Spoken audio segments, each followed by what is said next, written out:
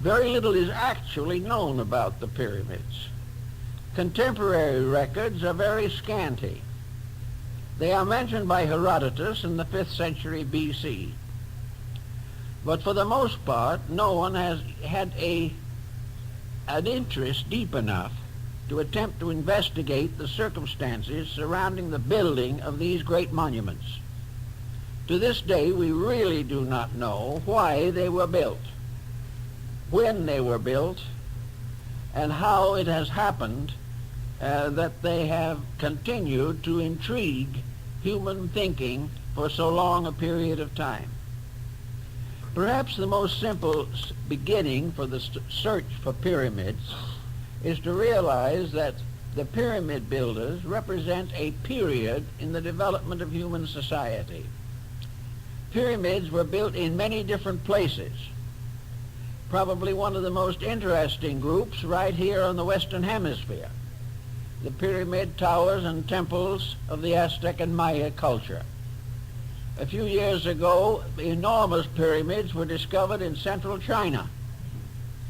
And we know that the ziggurats of Babylon and Chaldea were all part of this great pyramid building scheme of things. The shape of the pyramid changed considerably in the course of time. In the beginning, it was a mound, and the very earliest examples still had the mound form, and these are still found in the great monuments in Java, the Borobudur, which is probably one of the most powerful and fascinating religious monuments now surviving, the Shwe Dagon in Rangoon, the great cities of the Khmer culture of Indochina, Cambodia, and Laos. All of these have pyramid structures peculiar to them. Pyramids appear, foreshortened or otherwise, also in graphic art, and among the mandalas of Tibet, Mongolia, Bhutan, Korea, China, and Japan. The pyramid design occurs frequently and represents a basis of a great meditation picture.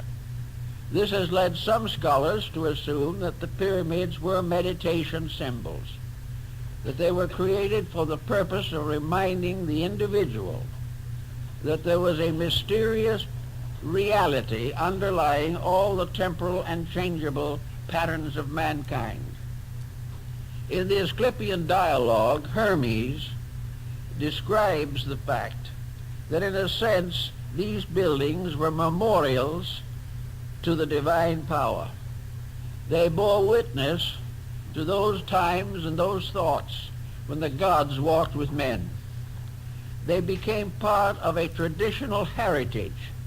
And if we study Neoplatonism, we will come to the conclusion that the gods who walked with men were actually the gods in men, that it was a divine level of insight which resulted in the great architectural feedback which we know as the pyramids.